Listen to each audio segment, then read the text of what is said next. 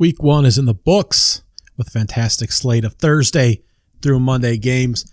5 solid days of football. It was excellent. But of course, just prior to that, we got breaking news that we will have college football playoff expansion come 2026, possibly earlier if, gosh darn, we can make a few adjustments to get it on the TV schedule earlier and move some dollars around to kind of make that work in contract TV negotiations. So, college football playoffs expanded for sure to 12 teams in 2026. So, is this a good thing or is this a bad thing? I don't know why that's got to be the hot debate. I think it's excellent. I'd love to see a larger playoff format, even if it is only the top teams, the 1, 2, 3 teams at the top that really have a chance to win. This has kind of been a holdout because we have playoff brackets at every other level of college football. You know, it's kind of like men's college basketball, how they insist on playing 2 20-minute halves, where basketball at every other level of men's and women's plays 10 or 12-minute quarters. Men's high school, the NBA, women's college, high school, and professional. But gosh darn, men's college basketball has got to get those advertising dollars in every 4 minutes of gameplay, so they just can't switch the actual game to line up with the rest of college basketball, professional basketball, and high school basketball at every other level. So they're literally warp how the game is played and the time that it's, played in due to those advertising dollars. So in this particular case, we were able to loosen up some money here and infuse it into the college football pocketbooks here of the big wigs and get an expansion. Just like every other sport, at every other level, the top teams will, of course, be favored heavily. And maybe once every decade, we'll get an outside contender. I'm fine with that. That's how things go. This is sports. I think it's excellent to have this expansion. I don't think it hurts anything. Teams at the high school level, again, play additional games at the end of the season. Teams in the NFL play additional games at the end of the season.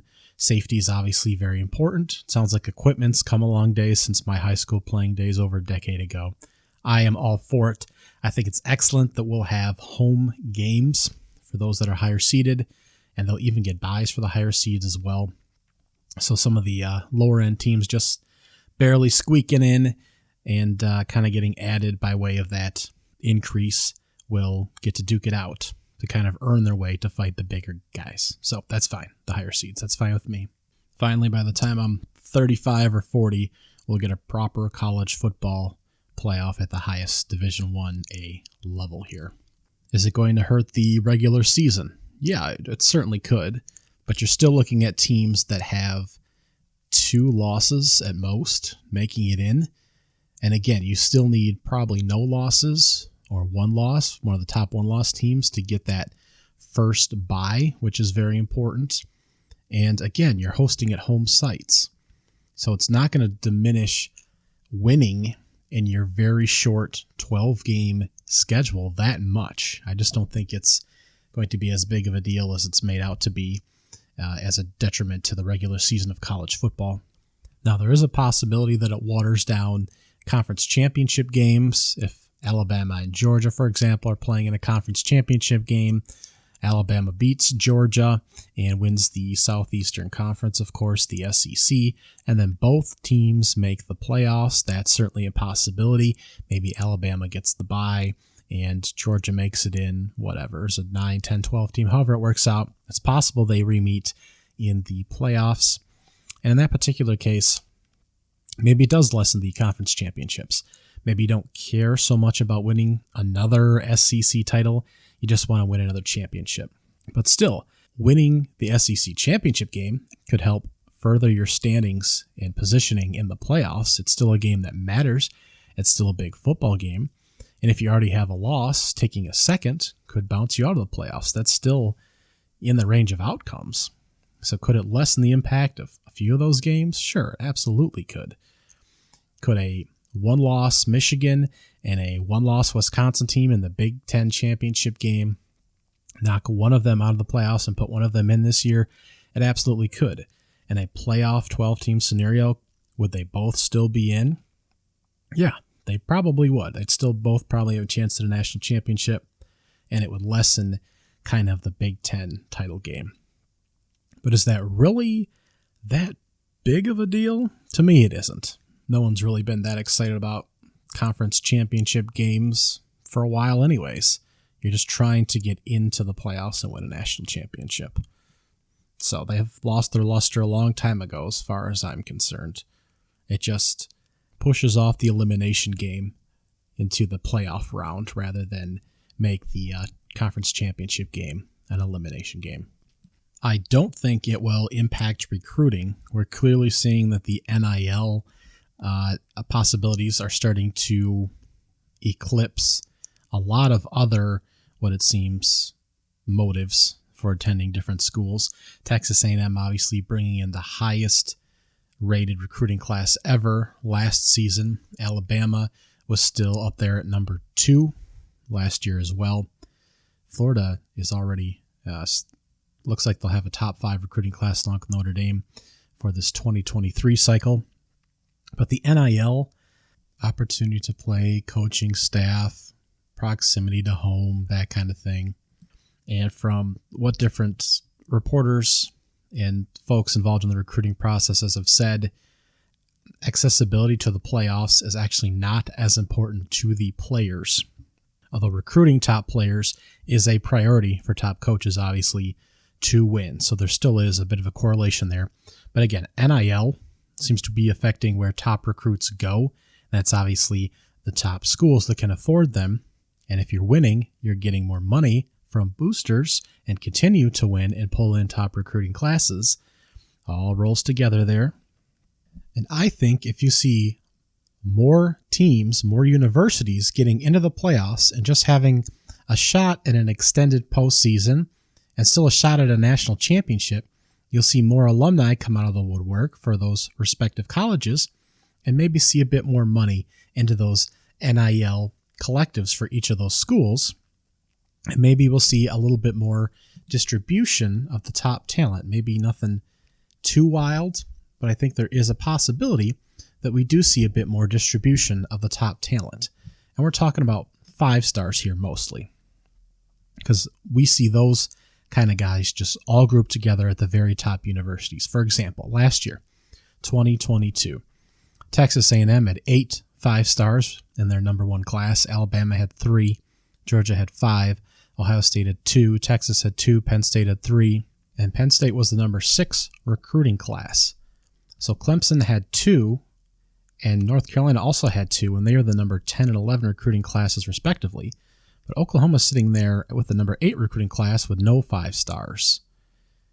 And if you were past the 13th spot, which was Oregon, which pulled one in, Missouri got one at 16, but no one outside of the top 16 spots had any 5-star recruits, anyone below that, and there were a couple in the top 15 that didn't have any 5 stars.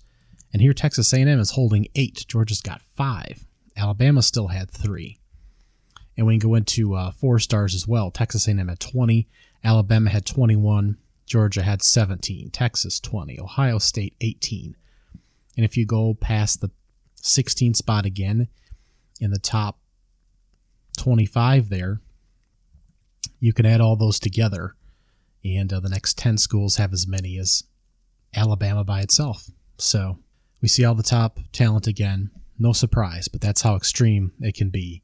Once you get past the top 2 handfuls of schools, it's certainly out of the top 20 schools. That's why it's particularly impressive when you see some closer games between these top powers and some of the smaller schools. Now, we didn't have the best examples this weekend between Oklahoma State and Central Michigan. Oklahoma State was inside the top 30 barely, but for example, last year alone, they had 6 4-stars, 14 3-stars, and Central Michigan had 14 3-stars. I don't know the last time they had a 4-star, and they've probably never had a 5-star recruit. Alabama, for example, has 80% of its roster considered 4 and 5-star prospects. I think about 50 players are former 4-stars, and 18, 19, 20 of them are former 5-star recruits. 80% of the roster are 4 or 5-star players, compared to some rosters, some teams that bring in 1 or 2 3 on a good year, and smaller schools that may bring in 0 5-stars and are lucky to grab a 4-star too. Then think about that accumulation over years, and some players may outperform this ranking and some may end up a little below, but still, it's just to help put in perspective the potential of players coming in. And when you look at it in that kind of scope, it's just mind-boggling the talent that teams like Alabama, now Texas A&M, and some of those top recruiting schools have. And even if they're still at a Power 5 level and they're a decent school, they're bringing in solid guys year after year. And some of those smaller schools aren't even coming close. But is there a possibility between NIL money and alumni and accessibility to the playoffs, providing a boost in some of those fan bases to get kids to their schools, to infuse talent to the football programs? I think that's on the table. I can certainly see that, and I would like to see a little bit more distribution of talent, even if it's only a handful of players every year. I think that would be exciting, and if it ends up the same way it is, all the top talent going to the same few schools, then it's really not any worse than we are where we're at. So, but again, 12 teams, top 4 teams will get buys, a little bit more action, playing at home sites in a few years down the line here. So excited to see an expanded playoff format. All my blessings, all my blessings, all my blessings, all my blessings, all my blessings, all my blessings, all my blessings, all my blessings. I need my blessings every penny, daily counting every single one. I'm seeing plenty. Level up and watch that beat turn into. So our Thursday started out pretty wild. The backyard brawl was number 17 Pittsburgh surviving West Virginia 38-31. It was I don't think exactly what we wanted from the two quarterbacks, Slovis and JT Daniels, the former USC QBs, transferring in here to new schools. The third one for JT Daniels, the former Gatorade National High School Player of the Year, but he did look a little bit better here than he did at his former stops. He did pitch for 214 yards, 2 touchdowns, and a pick. Only 5.4 yards per throw here. Completed 23 of 24 passing yards, and did have a big throw at the end of the game. They were driving, going for a tying touchdown, and his receiver almost had his hands under the football to catch the ball at the 1-yard line on a 4th down to convert it, and he did not. That's how the game ended. On review of a ball that was originally called a catch and was overturned to be a pretty clear ball off the ground that rolled up into his arms. So an incompletion, and they lost by a score there.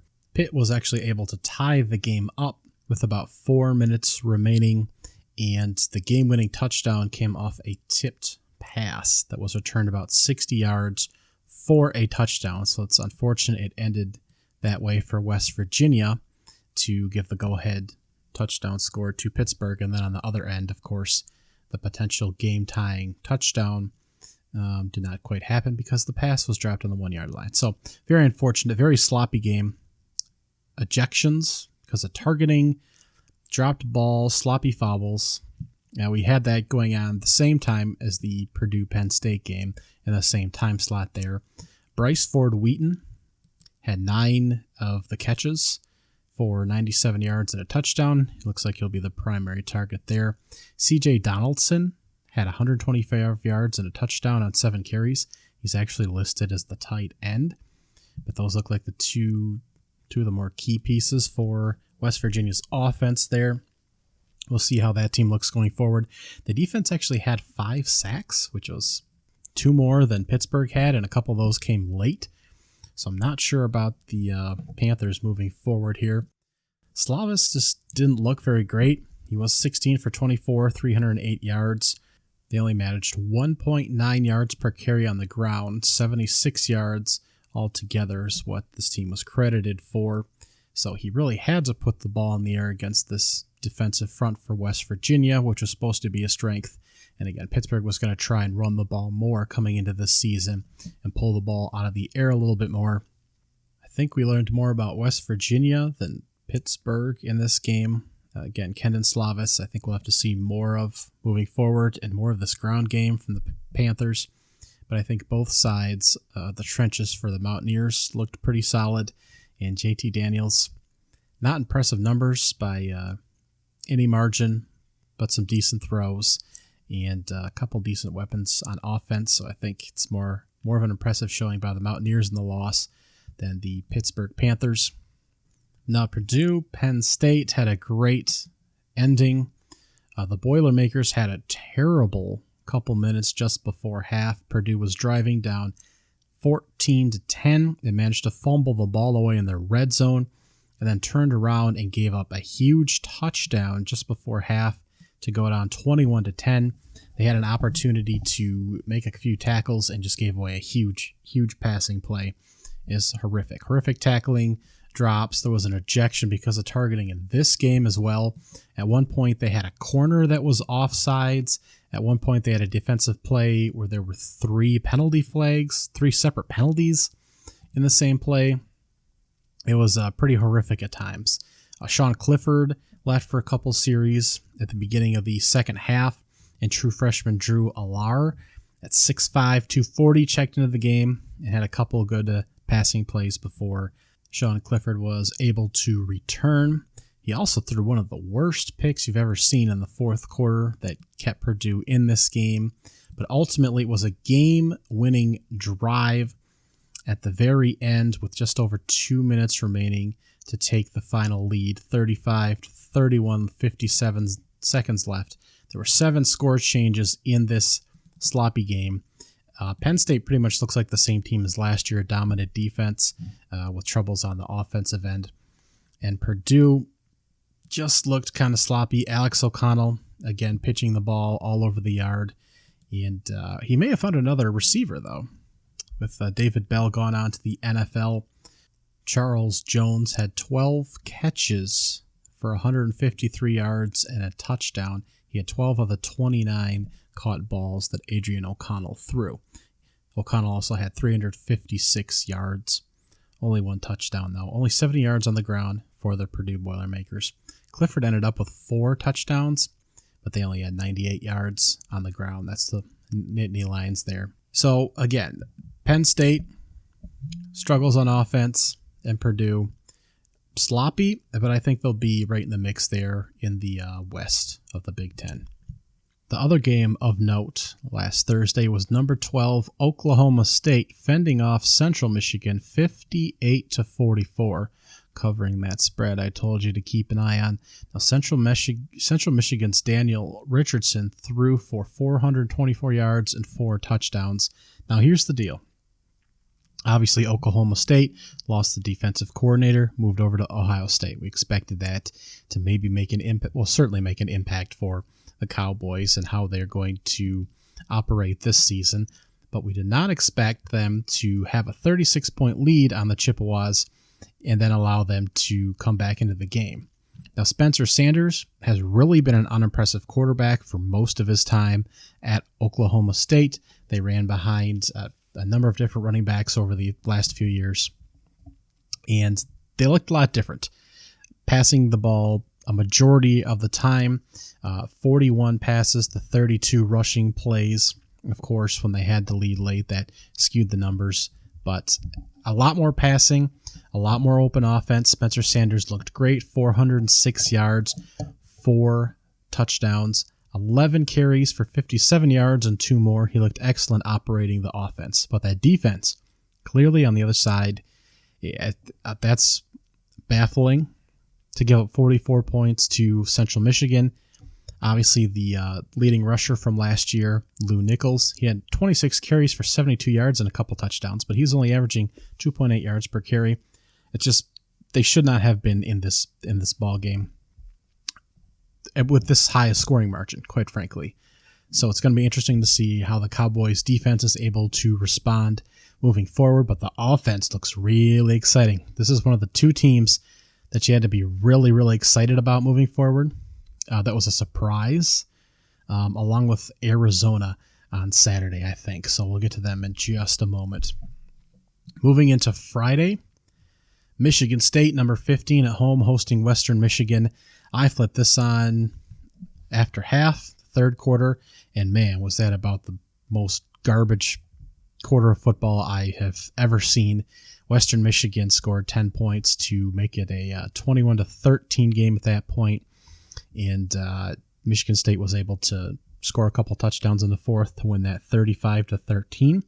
But certainly had me questioning the defense there for a while, and whether that was going to be a unit that fully recovers for being one of the worst secondaries in the country last year, the worst secondary in the country last year, and rather if they'd have to worry about the rushing defense as well, giving up 141 yards, only 3.8 yards per clip, so maybe they'll start to get that under wraps too, but certainly not something that I expected to see. Peyton Thorne did throw for 4 touchdowns, but only completed half of his passes, 14 for 24. And Jaden Reed, not really as involved. 2 catches for 31 yards, 4 catches for Kenyon Coleman, 2 for Trey Mosley. So just not super confident in what was seen there. Of course, I didn't recap the first half yet. Looks like they have a couple solid backs, and the defense did roll up 7 sacks, including 4 by Jacob Winman. But Spartans need to tighten it up a little bit heading to Washington this week, across the country. And just to touch on a few of the other games here, because it was, again, a lighter slate on Friday, Virginia Tech did fall to the Old Dominion Monarchs 20-17. It is going to be a very long season for the Hokies. Grant Wells was not benched, played the entire game as the quarterback for the Hokies, and threw for 193 yards, a touchdown, and 4 interceptions, and stayed in the game. I wouldn't expect much from the Hokies this year. Just a rough go. Just doesn't look like a lot of talent on either of these rosters, really. But we got a nice field storming there for the Monarchs. Indiana won its first conference Big Ten game since 2020, surviving the Fighting Illini 23-20. A big win there for those folks. Connor Blazek, the quarterback, I cannot pronounce his name, 28 of 52 for 330 yards. Not a whole lot statistically particularly stood out. 32 yards rushing. It's still going to be a rough slog for the Hoosiers. And the Illini that look like they might maybe have a bright spot after slogging Wyoming last week. It's been beginning to look like Wyoming might just be an awful team, and Illinois might have a trudge of a year or two here. So Chase Brown did have 36 carries for 199 yards for the Illini, but they might have a long year coming here too. TCU in the late night beat Colorado 38-13. That was a rough start. Colorado was up. No, TCU was up 7-6 at the half, and it was a boring game in that first chunk, let me tell you. Chandler Morris did start at quarterback for the Horned Frogs, 13 of 20 for 111 yards. Eye-popping numbers, just eye-popping. Max Diggins did appear as well. That quarterback position's just not fun right now. Hopefully someone emerges. You just can't have Colorado's not a great football team, and you just can't have this kind of pitiful performance. They did have 275 yards on the ground, split amongst several quarterbacks. No one had more than 52 yards rushing. TCU did have to score 3 touchdowns in the fourth after Chandler Morrison left the game to really put this away. So not an exciting start for the TCU Horned Frogs, but it's possible if they can figure a few things out that they'll stay in the mix in the Big 12, because they do have a few players such as Travarius Hodges-Tomlinson in the secondary and Keandre Miller at the running back position and Quentin Johnson at the receiver. He only had 3 catches for 22 yards. They can make some plays, but they got to figure out quarterback, and you just can't have a game that tough against Colorado, even on the road, opening weekend. So let's head to Saturday, the noon slate. Let's hit on a few of the highlights here, and I'll try not to get these jumbled. But, In the noon slate were our two big Carolina games, the East Carolina Pirates hosting the number 13 NC State Wolfpack, and the Appalachian State Mountaineers hosting the North Carolina Tar Heels. One was a little high scoring than the other, you could say. Appalachian State falls 63-61 to the North Carolina Tar Heels. Now here's the deal with the Tar Heels. Last week they did play Florida A&M, so they now have 2 games under their belt. The defense is going to be a problem. Now Appalachian State did score 40 points in the fourth quarter here. North Carolina at one point scored 34 straight points after being down a couple scores early. They did not have Josh Dobbs, their top receiver. That will make a difference moving forward.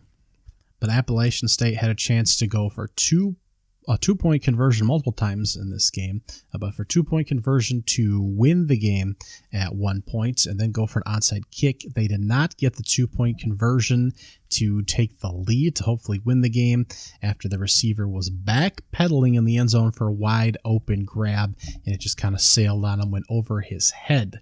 Now they onside kick to the North Carolina Tar Heels, who then returned the onside kick for a touchdown, which they never should have done. They should have taken a knee and won the game by a point by running out the clock. Instead, they returned it to take an 8-point game with 28 seconds left. And 2 plays later, Appalachian State scored another touchdown. And this time they needed the 2-point conversion to force overtime. And again, they did not get it. And they fall by 2 points, 63-61 in just a shootout. Now, through 2 games, Drake May, the new quarterback piloting the squad, has 777 yards of total offense. He can scramble. He can certainly throw the ball. 777 total yards and 10 total touchdowns, no turnovers. But the defense has given up 85 combined points to Appalachian State, who is supposed to be a solid team, but not a necessarily potent offense, and Florida A&M, that had a third of its roster ruled ineligible just before the start of the game.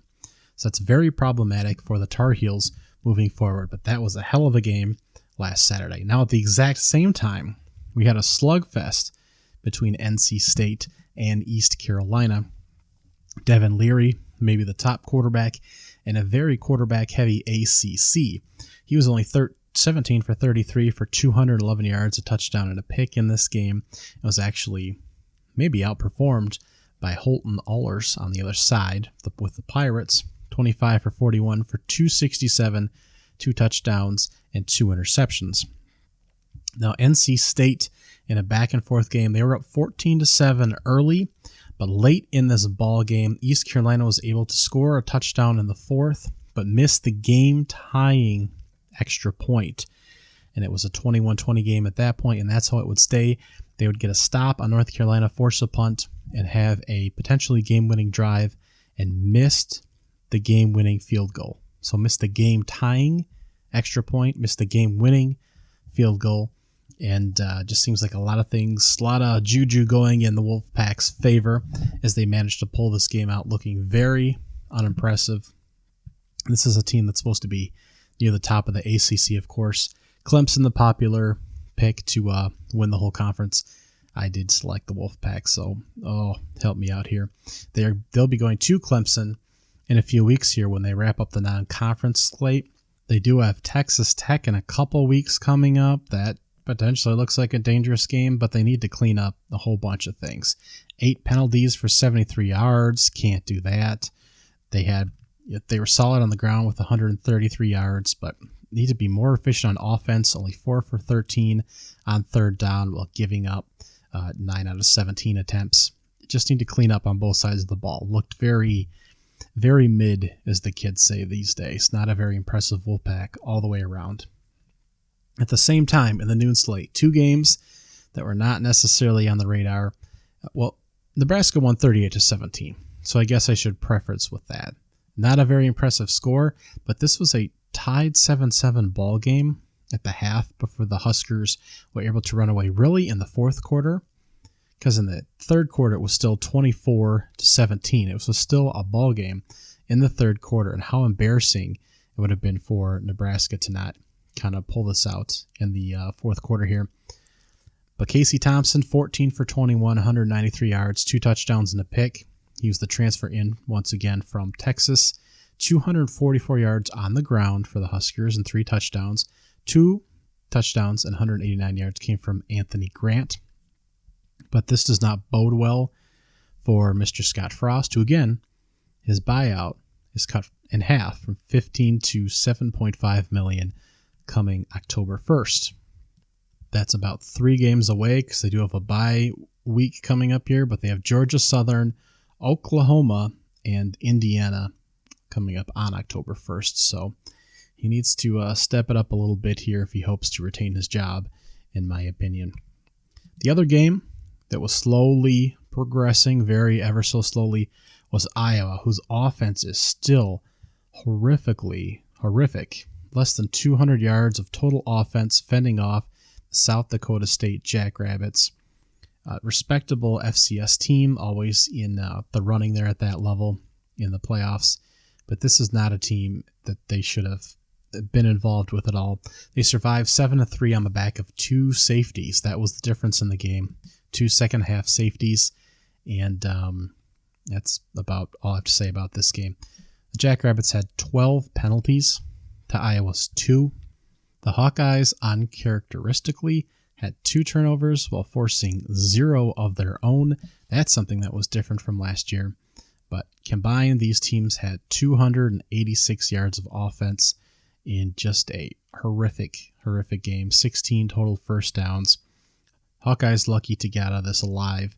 And you really have to wonder, with a more difficult schedule this year that includes Michigan and Ohio State and Iowa State this week, you just wonder what we're going to see out of this squad, or if we're just going to see another pathetic 100 and something ranked Big Ten offense, 112th. It's just embarrassing, quite frankly. In the afternoon slate, there were 4 notable games, and about 2 of them turned out to be decent. One of them turned out to be surprising in a good way, and one turned out to be surprising in a dumpster fire way. So let's start with that one, because that'll be quick. Georgia, 49. Oregon, 3. It was over pretty quickly. It was 28-3 at half. The first drive, the opening drive for the Ducks, first drive of the game, they came out, they were moving up-tempo. Bo Nix looked solid. It looked promising, and the Ducks were promptly drowned after that, and it looked pretty atrocious. The offense for Georgia looks great. It looks so good.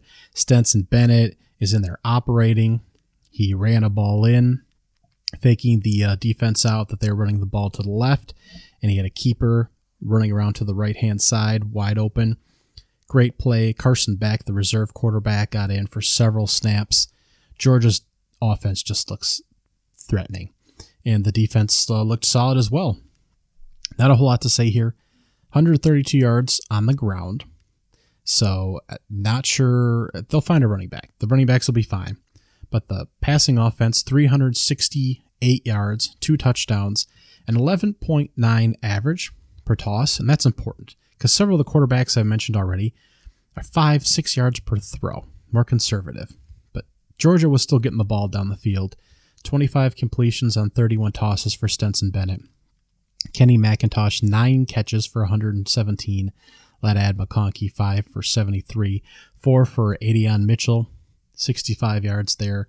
And several other guys caught multiple balls. So this is going to be, I think, a more fun team to watch than I originally anticipated if they continue to move the ball like that and really trust Stetson and his offensive weapons. 2 of the key pieces were the receivers coming back on the offensive side of the ball because they're replacing all the backs that were making key plays last season. But the Ducks, you can't take anything from this. I have no idea. They may very well go back to the Pac-12 and still win 10 games because it certainly seems like playing in the Pac-12 and playing at the top level of the SEC is a completely different thing. But this was an embarrassment, 49-3. The up-tempo offense of the Ducks looks like it could be exciting when it works, but there's a different level of athlete at every single position here, and I have absolutely no idea what to take from the Oregon Ducks moving forward. But Bo Nix sure looked terrible. He sure looked like he has the past few years at Auburn, and one of the knocks has been that he's had a different coordinator every single season that he's been in college, but this was supposed to be an improvement, reuniting him with the former coordinator from his first year at Auburn, I believe, here at Oregon, and this was bad. This was bad. So they'll be playing on the Pac-12 network against East Washington this week for those who want to watch them take out their pain on the Washington Eagles there. That's actually a solid FCS level team, or has been previously, so maybe that'll be a little telling if that's a little too close to call, but they won't get another test for a couple weeks here, and that'll be against BYU. So we'll see how things go from here for the Ducks. Arkansas was able to nudge off Cincinnati 31-24. KJ Jefferson, the key playmaker for the Razorbacks. He was 18 for 26 for 226 yards and 3 touchdowns. He also ran the ball 18 times for 62 yards and a touchdown. Raheem Sanders, the running back, carried it 20 times for comparison. He had 119 yards, 5.9 yards per clip. So it's going to be the RJ Jefferson show. KJ Jefferson show, all the initials. He's going to be the focal point of this offense, I think. Again, that's a lot of runs for him, and he was clearly suffering throughout the game. Had a lot of pain from the hits he was taking. Trey Knox had 6 grabs for 72 yards and a touchdown. And the squad did a pretty good job of keeping the Bearcats in check. They were shut out of the first quarter, gave up 17 in the third. Ben Bryant, I didn't think was particularly impressive at quarterback for the Bearcats. He was in a quarterback battle there. He was 26 for 43 for 325 yards, 2 touchdowns, and an interception. And I just wasn't particularly impressed with Cincinnati's offense in general. But I have to go back and kind of review this game. Actually got a little bored in the middle of it, to be quite frank. But the Razorbacks I think will be just fine, but this was a team that some speculated would be second behind Alabama in the East Division of the SEC, ahead of Texas A&M and LSU and Auburn, and it's a lower division, so take your pick on a lot of teams, and this was a favorite.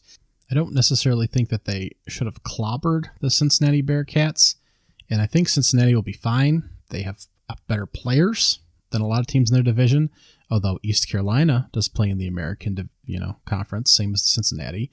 So that could be an interesting game coming up. But I just expected maybe a little bit more from both teams.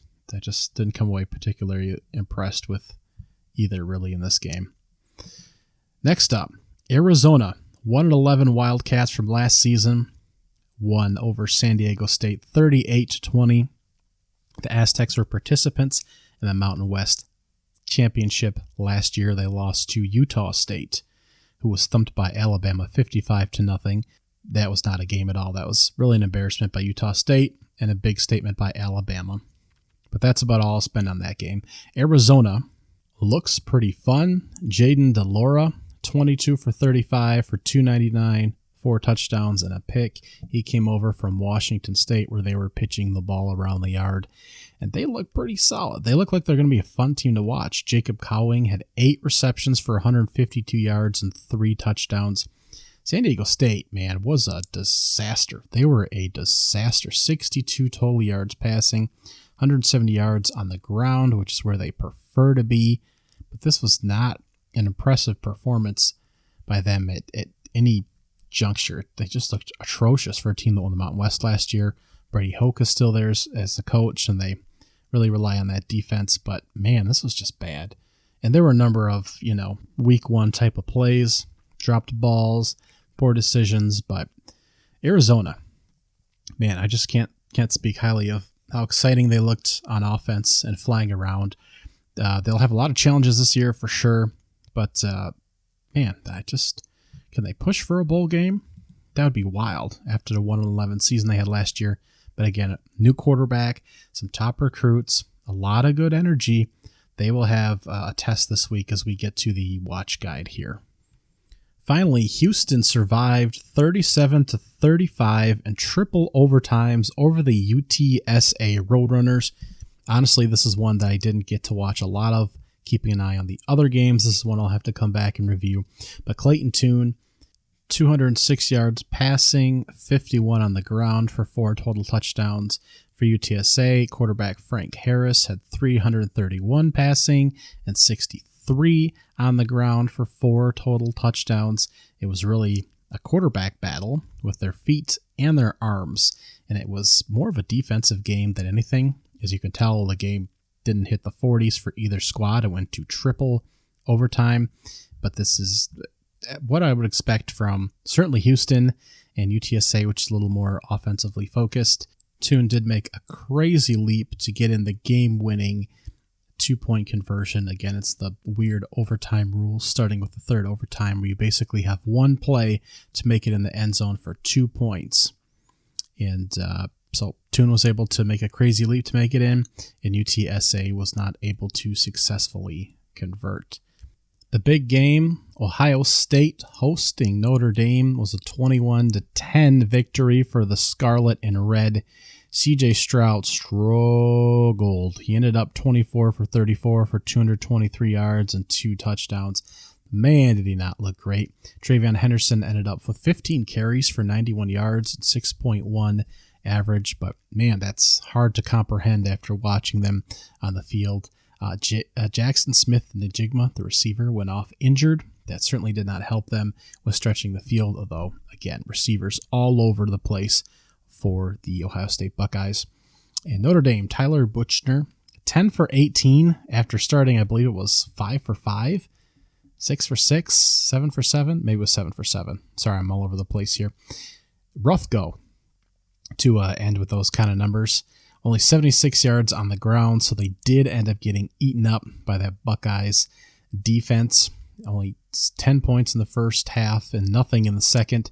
So ultimately, Ohio State was able to shut them down, but you did have questions in the first half, certainly.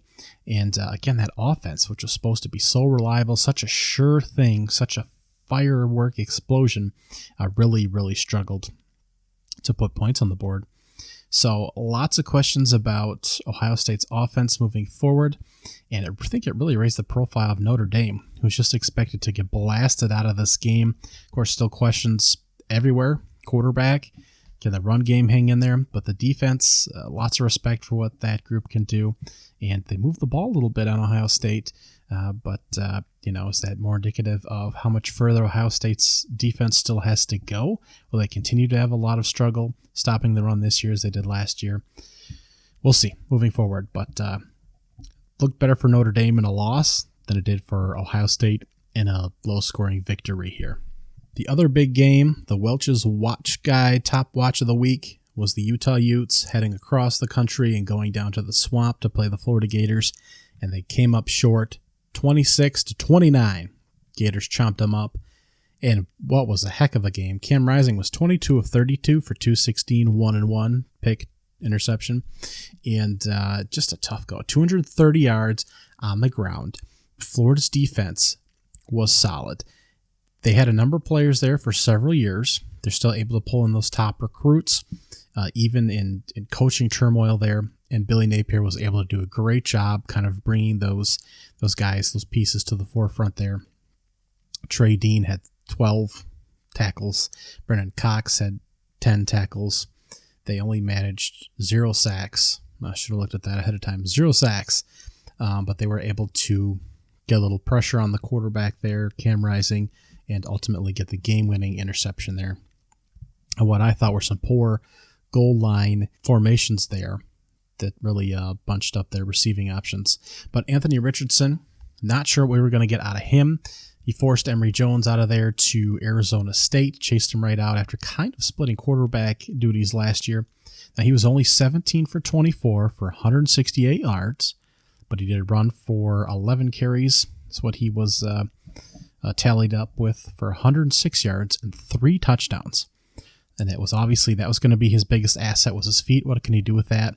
The ball looks good coming out of his hands. It just looks so hard and fast coming out of there, so strong, like you might break a receiver's hand. But it looks good. It looks like a good ball. So I'm excited to see what he can do the rest of the year. Utah was supposed to have a good offense, a challenging secondary, a good group to kind of throw him for a loop. It's also supposed to be one of the better groups for the Pac-12, not necessarily one of the top-notch groups nationally. So he may face a greater challenge when he comes up against some of these SEC teams. So I don't expect him to have great games every week.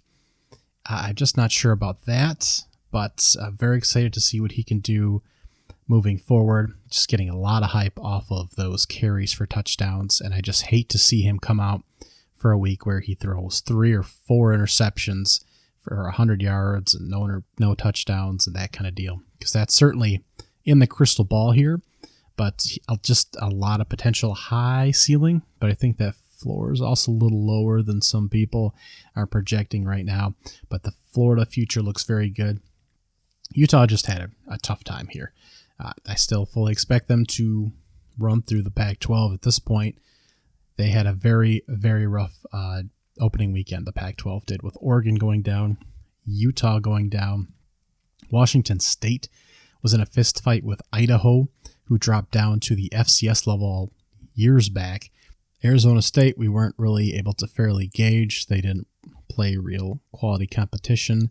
Oregon State looked solid, beating Boise State in the late night slate game. They won 34-17. Boise State looked atrocious. They straight up benched Hank Bachmeier, who I stated previously that I was not a fan of, and he was out real quick. Freshman Taylor Green was in, 18 for 28 for 155 yards and a pick. Also carried for 102 yards and a couple touchdowns to kind of keep it, put points on the board, first of all, in the second half for Boise State, who shut out in the first. But this was a double up, 34-17 for the Beavers, and they look halfway decent, and they were not expected to be in play at all for the Pac-12, so I'm not sure if that's good or bad. And USC gave up 2 touchdowns to Rice.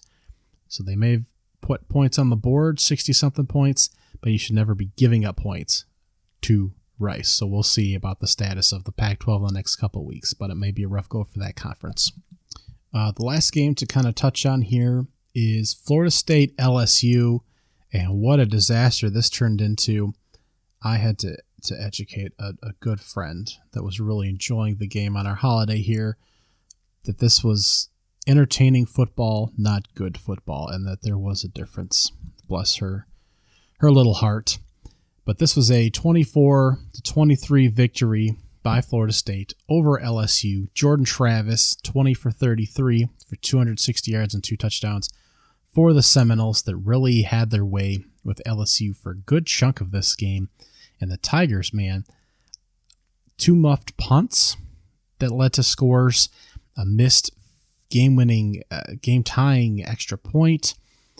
They had a penalty on a kickoff that gave the Seminoles extra yards. Just a disaster.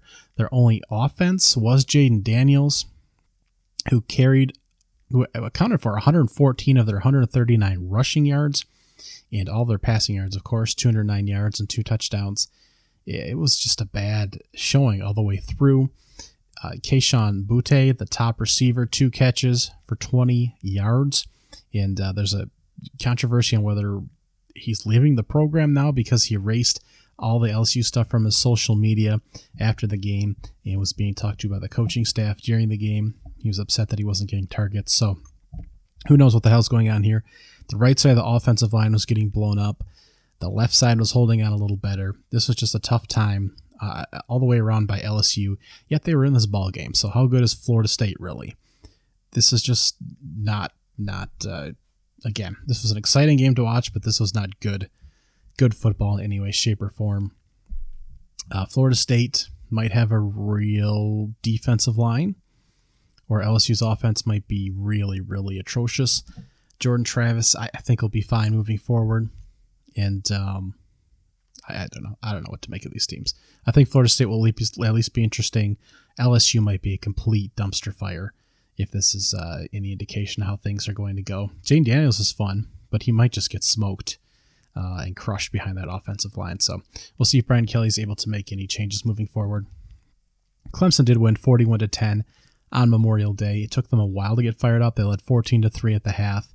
DJ Ungley did start and did play a good chunk of the time. Cade Klubnik did come in. He was 4 for 6 for 49 yards and a touchdown. And neither one was impressive. Ungley was 19 for 32 for 210 yards and a touchdown.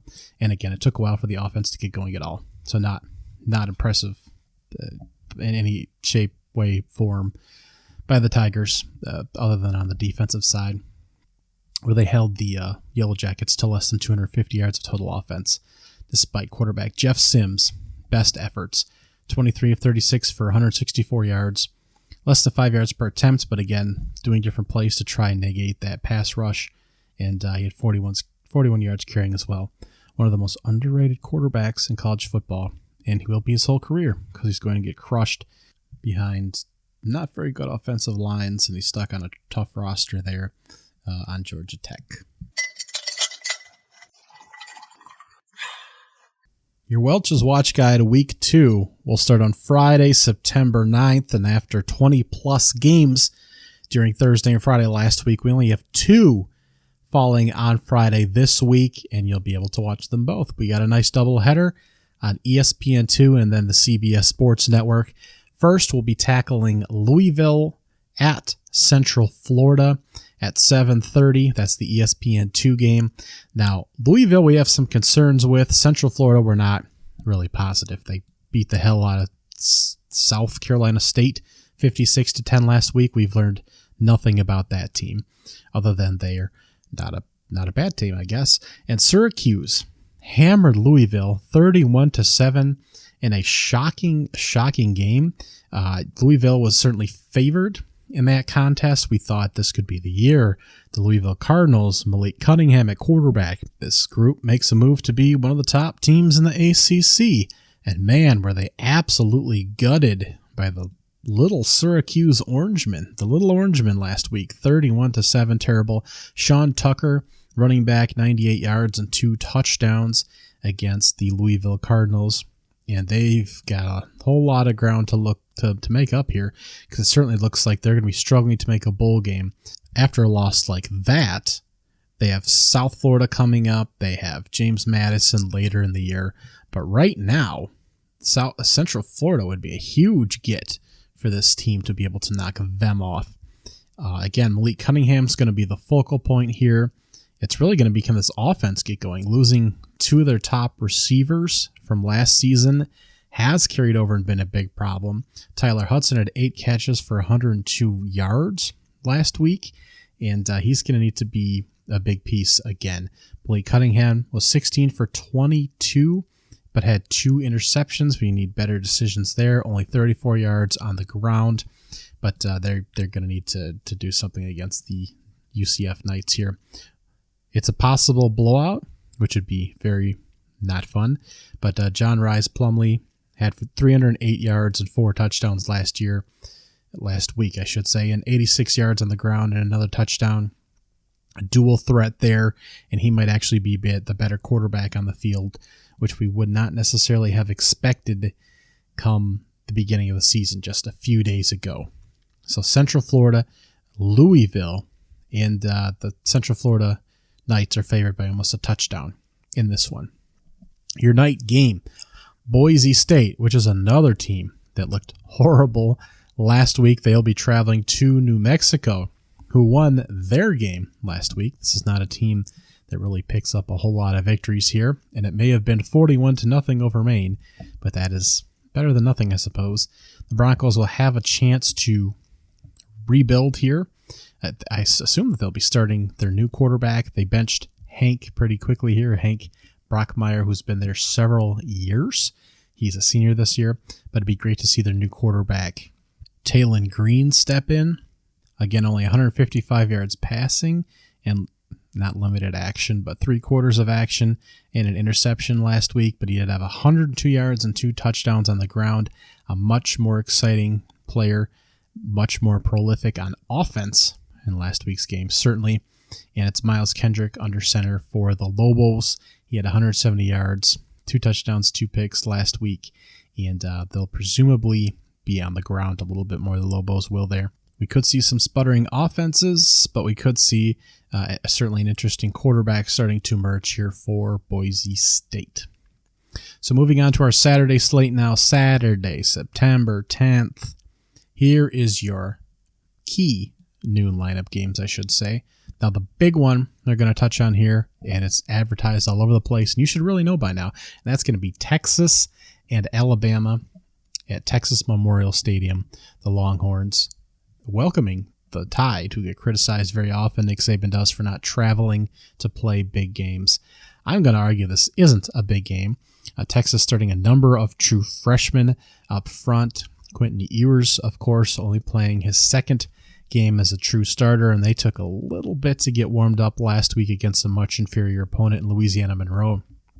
But he was 16 for 24 for 225, 2 touchdowns and an interception last week. They had 134 yards rolled up on the ground, 10 attempts by Bijan Robinson, 71 yards and a touchdown for him. So great start, and they kind of limited his touches a little bit there as they mixed in other backs. But they weren't going to show us much in their route last week as they were prepping for this game. And Alabama wasn't going to show us much either, and they didn't need to in routing a good non-Power 5 team in Utah State, holding them 55-0, just blowing them out. So we don't know what either of these teams are so far this season, other than Alabama's probably going to be much better than Texas, and there's a lot of youth on that team. And if you remember, Texas's defense was not very good last season. We're not sure how that back end is going to hold up against Mr. Bryce Young, our Heisman winner, and this could be very ugly. It's almost a 3 touchdown line right now, and if I'm being perfectly honest with you, I think that Alabama is going to feast on the young offensive line, and this game could be similar to the Georgia-Oregon game that we just witnessed this past weekend. But that is your big noon Fox kickoff game. That'll be the talk of the town this week, and I think that'll promptly die down by roughly 12:30, 12:45, somewhere in that range, unfortunately. So let's find some better games for you to watch here. Starting with number 16, Arkansas hosting South Carolina. Now, Arkansas, again, very heavy KJ Jefferson, the option play, running the ball, passing the ball. Hopefully he's recovered from his battling last week against Cincinnati.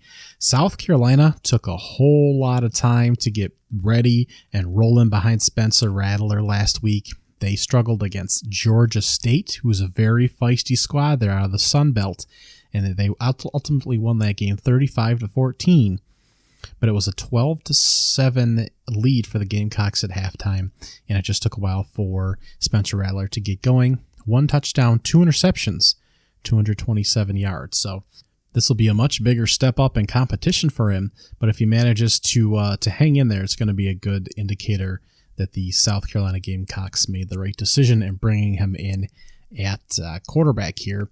But it's going to be a tough test, and if Arkansas is able to grab another nice win here early. It's certainly not the most difficult team on the schedule, but they play Missouri State next week. It'll be a nice 3-0 start for the Razorbacks before heading to Texas A&M on the 24th, and then heading to Alabama after that, and it's just an uphill slog after that. So this could be a key game to either really spark the South Carolina Gamecock season or to kind of allow the Razorbacks to continue their role before they hit a couple really big teams coming up. Now, that same Georgia State team will be hosting North Carolina in the noon slot on ESPNU. This is about a 7.5-point spread right now. As we know, North Carolina is having a hell of a time stopping anybody. And by that same token, Drake May is shredding defenses. So this will be an interesting game to watch. Georgia State, who loves to keep the ball on the ground and scamper around and has some real quality players on the defensive end. Now, they did have over 200 yards, the Georgia State Panthers, 200 yards on the ground last week, and they should be able to move the ball again on North Carolina here. Now, Darren Granger only had 7 completions on 29 attempts passing the ball. That's obviously horrific, but he could potentially have better numbers against North Carolina here. The defense will get some pressure on Drake Mays. They had 3 sacks last season. This will not be an upset, but North Carolina could certainly have its hands full with Georgia State on the road here. In the same noontime slot on CBS Sports Network, Army will be hosting UTSA, a couple of 0-1 teams, but again, UTSA, great game with Houston last week. They'll be trying to push again towards double-digit wins this season. Now, Army played a great game against Coastal Carolina last week. Great game between two non-Power 5 teams. Coastal Carolina did come out on top, 38-28. Grayson McCall did throw for 3 touchdowns for Coastal Carolina in that game, and they managed to score a couple touchdowns in the fourth to pull that game out against Army. But this Army squad is still going to be a decent team, and the Roadrunners as well, so that's on a smaller scale, a good game on the CBS Sports Network. Now, it's kind of a light noon slate other than those kind of interesting games in Texas, Alabama.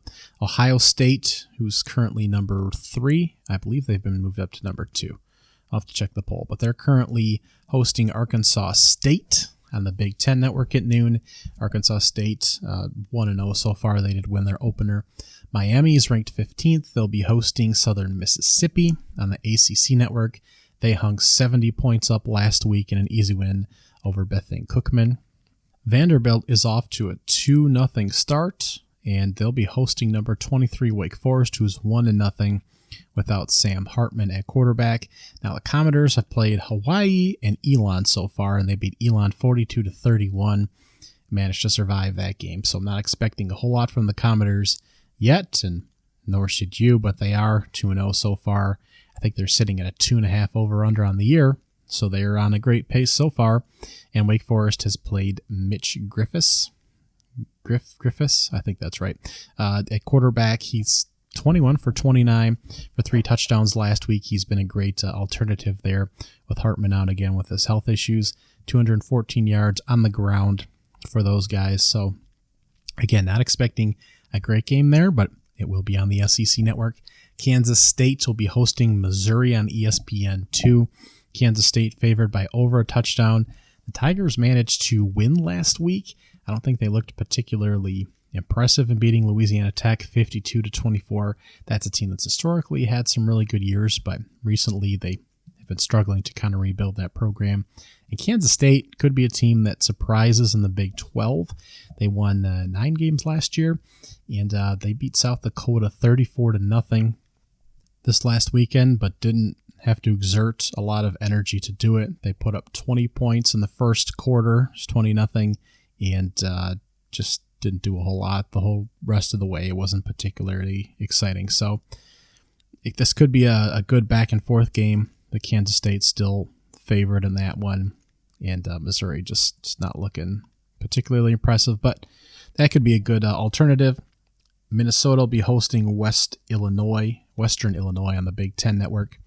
Northwestern will be hosting Duke in a major Power 5 battle on FS1 between two teams looking at 3-9 records at this point.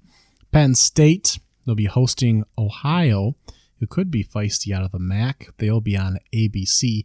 Penn State's favored by almost 4 touchdowns in that game. NC State's currently ranked 18th. They'll be playing Charleston Southern on ESPN3. Utah will recover against Southern Utah at 1:30 on the Pac-12 network.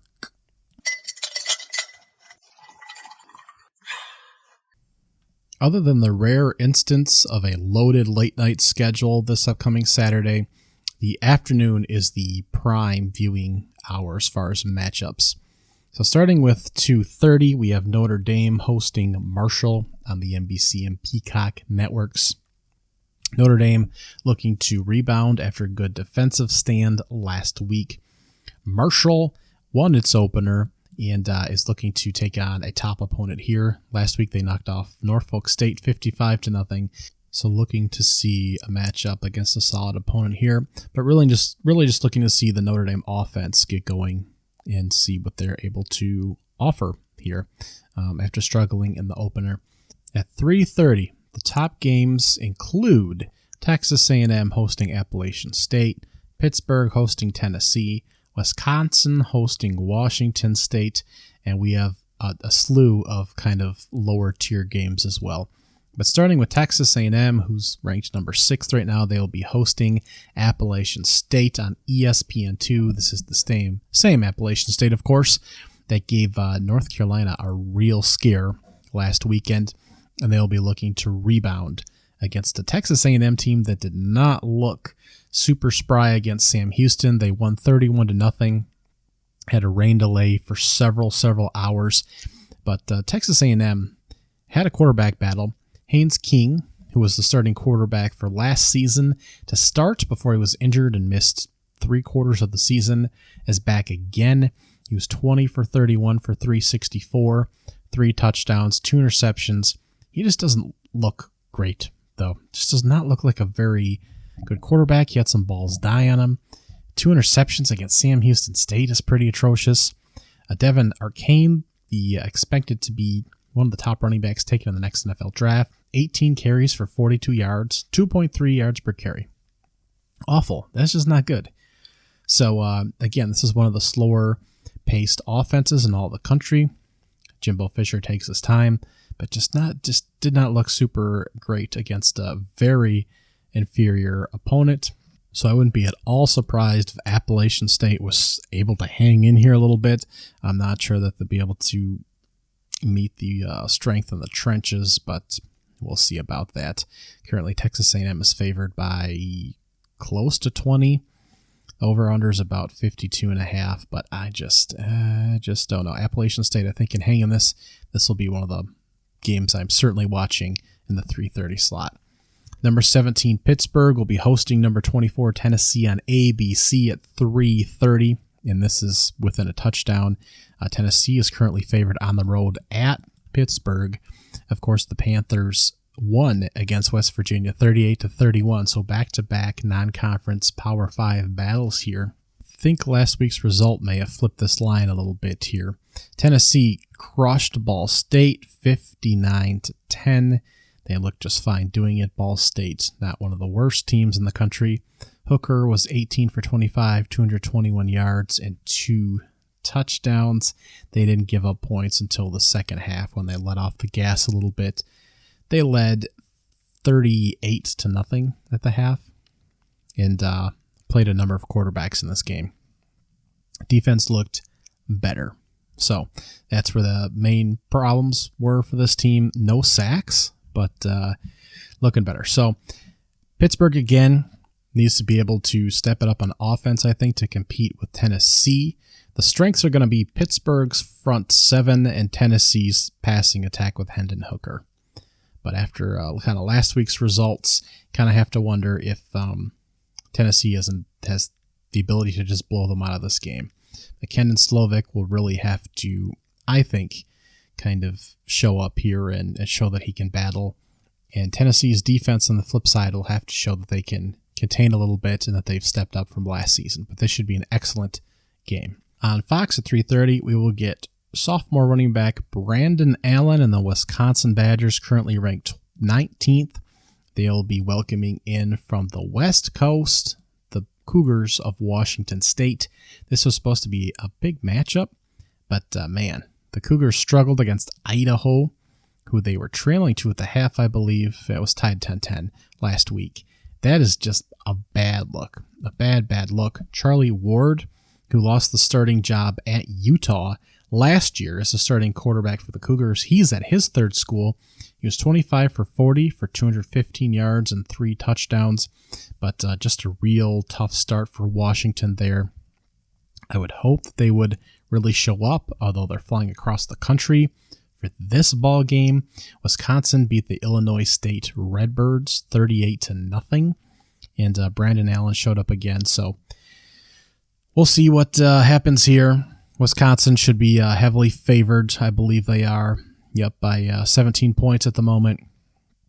I hope this is interesting. Very contrasting styles, very physical run game of Wisconsin, and an aerial finesse attack of Washington State. But that'll be on Fox at 3:30. Now, Air Force and Colorado will be on CBS. On that 3:30 slot, Air Force is heavily favored over this Colorado team that hung with TCU for a half last week. Air Force won their opener as well over a not very good Northern Iowa team. Occasionally they field some good squads, but they beat them 48-17. Navy and Memphis both lost their openers. They're on the CBS Sports Network at 3:30. Cincinnati will be playing Canisius State on ESPN+.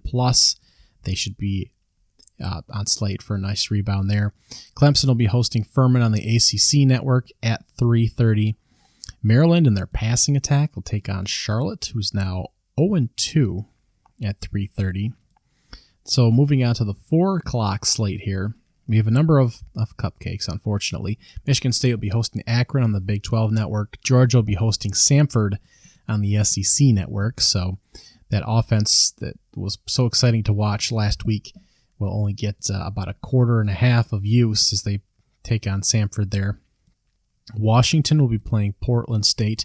Of course, Washington had a horrible start last year, a horrible season all the way through, but started off not too bad against Kent State, a 45-20 victory under Michael Penix Jr., the Indiana transfer. Penix tossed 4 touchdowns, which might be a career high, 345 yards, looked excellent. So hopefully he'll be able to continue his great career there.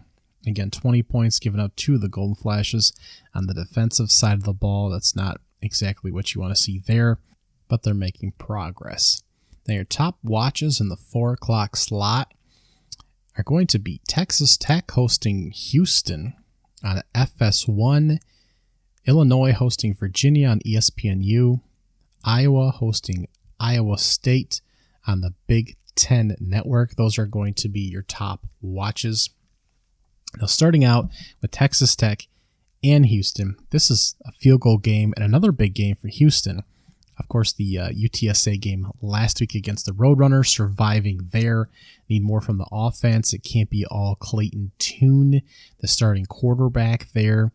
The defense has been quite reliable.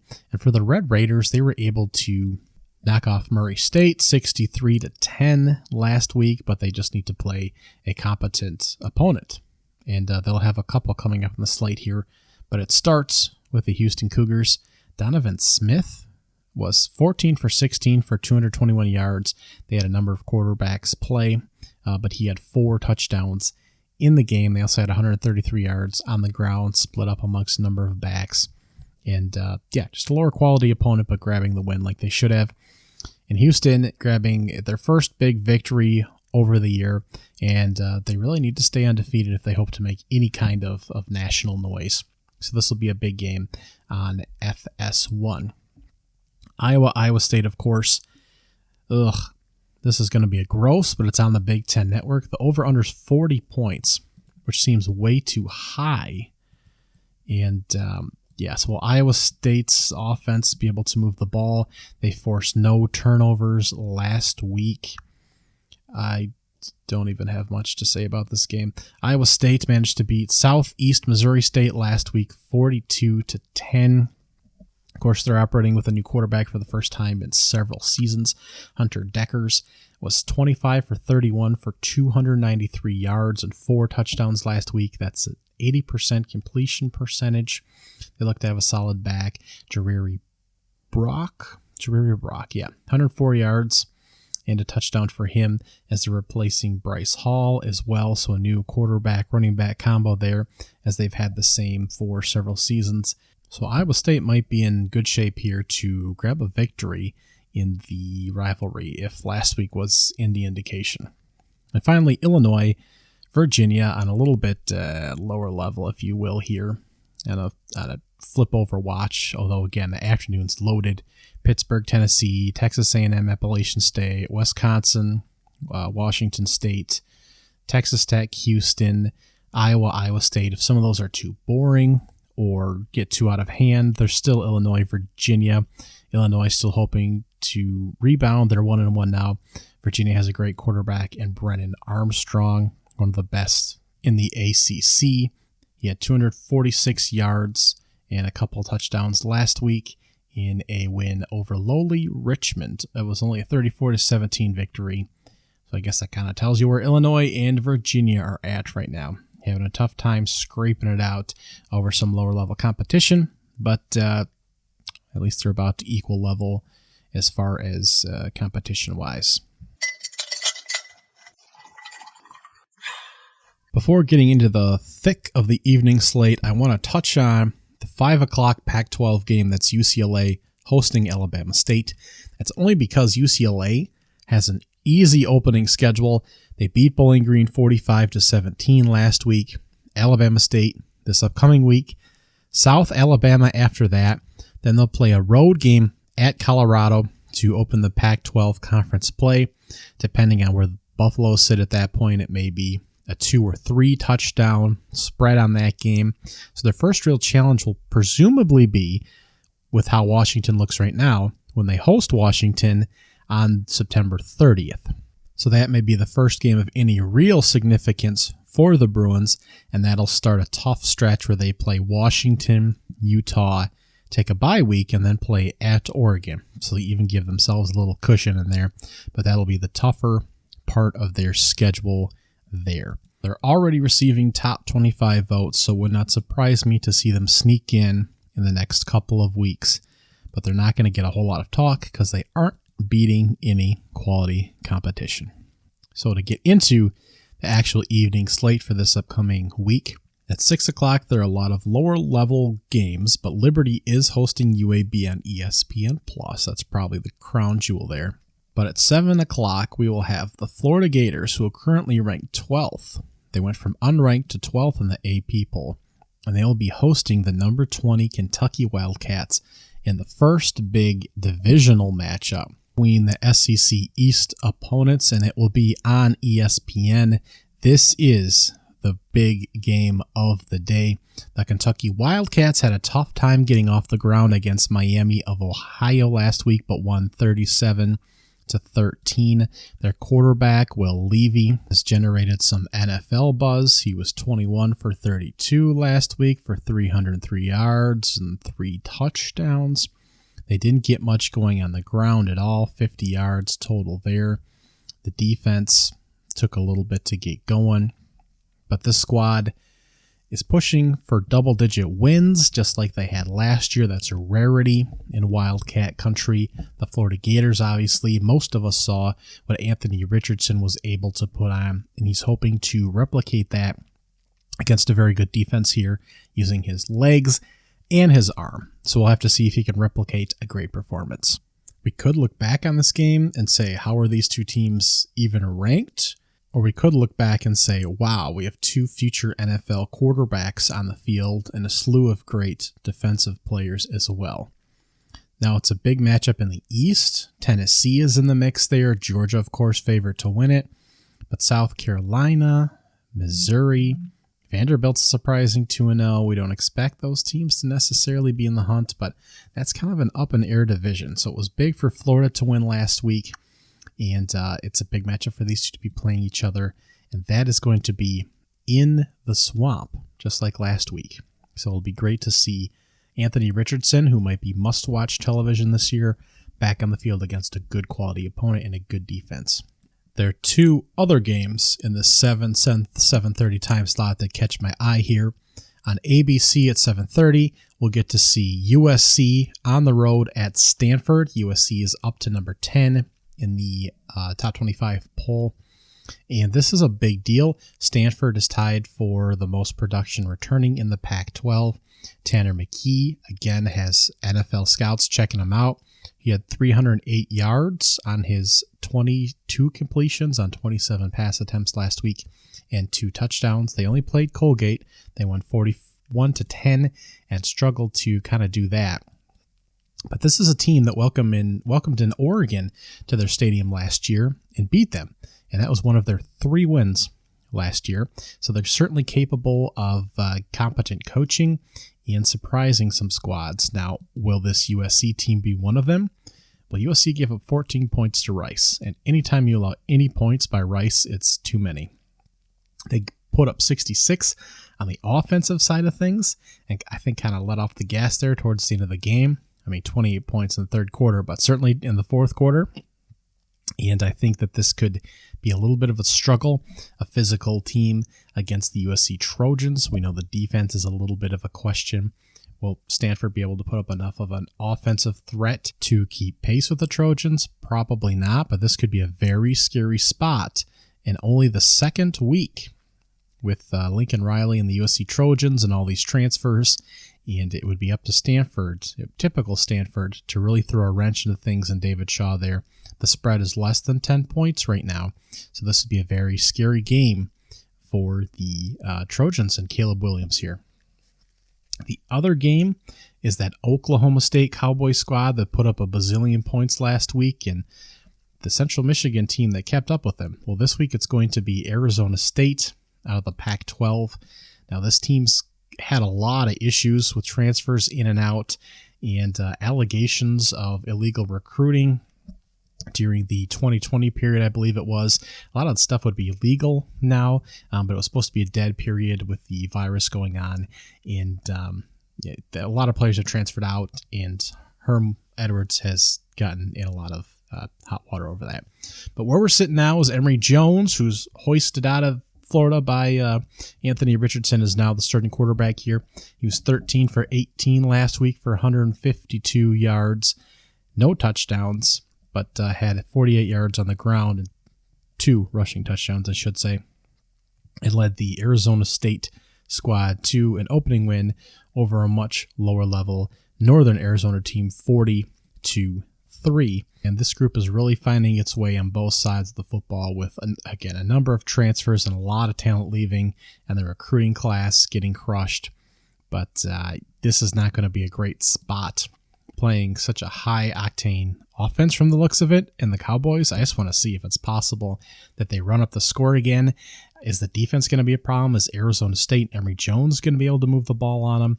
But this is in Stillwater, home of the Cowboys, 7:30 ESPN2. Cowboys currently favored by 11 points. A few of the other lower tier games in this evening slate. Oklahoma will be hosting that Kent State Flash team that can be awfully feisty. They're favored by 30 plus points at the moment, though. That's ESPN Plus. Old Miss, which struggled against Troy last week just a little bit, as they've got a number of transfers and new pieces in play. They won 28-10. That's supposed to be a very high-flying offense. Jackson Dart was 18 for 27 for 154 yards, a touch and a pick last week. They found a ground game. Zach Evans at 20 carries for 130 yards. And that team just really struggled a little bit last week against Troy. They should take care of Central Arkansas on ESPN Plus and the SEC Plus network.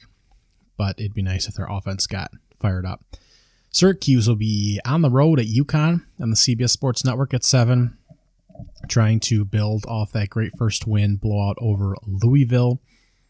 Utah State will be trying to rebound against Weber State at 7. That does not have a network currently listed, nor should you be watching it, but it's a quick mention there.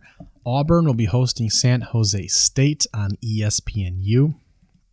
Tigers, again, trying to kind of rebound that ball club. They beat Mercer 42-16 last week, but just a lot of controversy surrounding that team.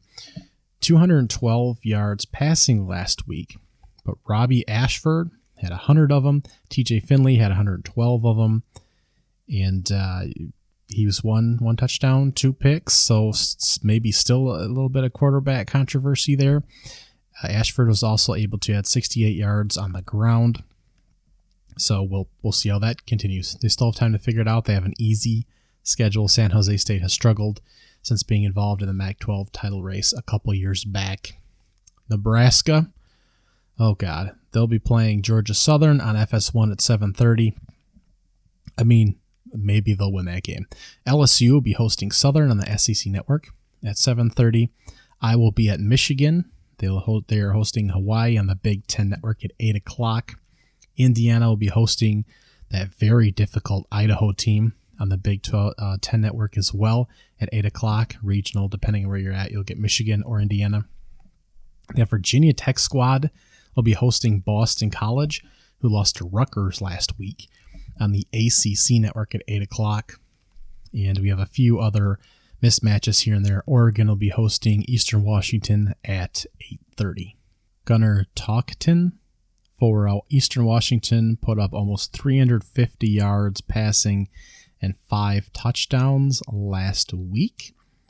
but presumably Oregon will be able to get their up-tempo offense going and beat Eastern Washington there.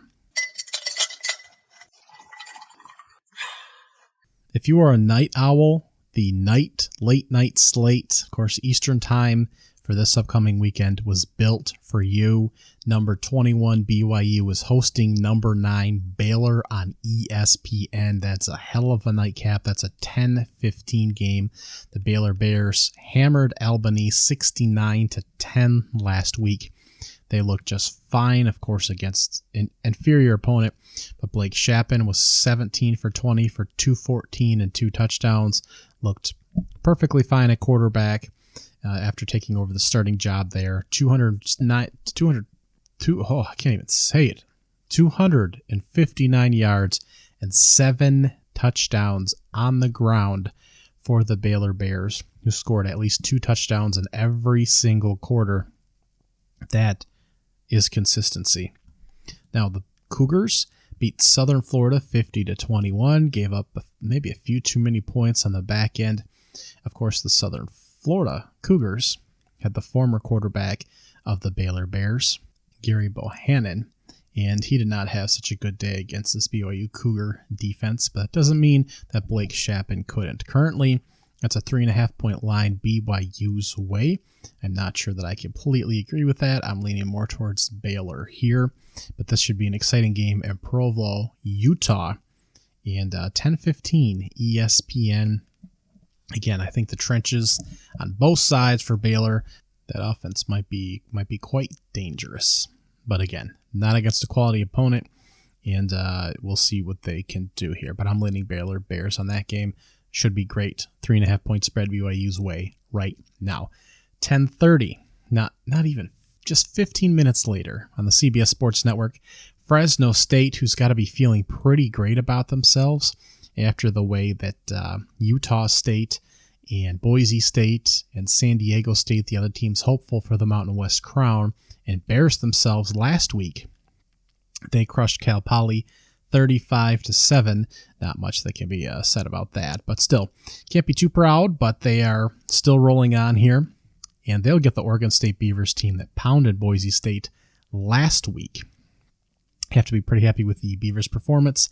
Quarterback rolling in here, Chance Nolan, 14 for 23, 251 yards, 2-2. Not an excellent performance, but he's able to get things done. He's one of the few returning starting quarterbacks in the Pac-12, and he's a dual threat. He can be a little scary. Oregon really middle of the line for a lot of statistical categories, not particularly special or stand out. Fresno State's just going to fling the ball all over the place.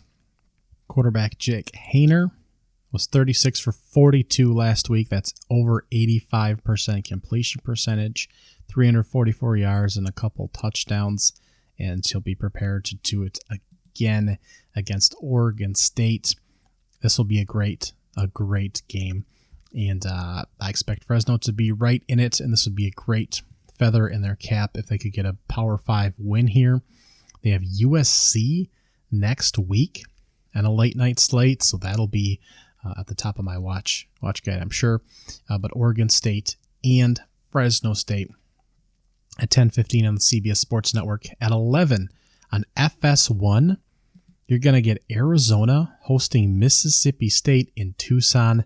That's going to be wild. Now, Mississippi State, the Bulldogs, beat Memphis 49-23 last week. They looked pretty solid in beating up the Tigers. Will Rogers did his usual 49 pass attempts for 450 yards and 5 touchdowns, just flipping the ball all over the place, and he'll be prepared to do it again here against Arizona Wildcat team that'll be able to do the same under Mr. Jaden DeLora, who did an excellent job throwing for literally 1 yard under 300 against San Diego State last week. This will be great. He threw for 4 touchdowns as well. This could very well be a shootout, and I'm here for it. Both teams can play, I think, a little defense. The roster for Mississippi State's going to be a lot better than Arizona, although they're starting to pull in the recruits now. But this has potential to be an exciting game.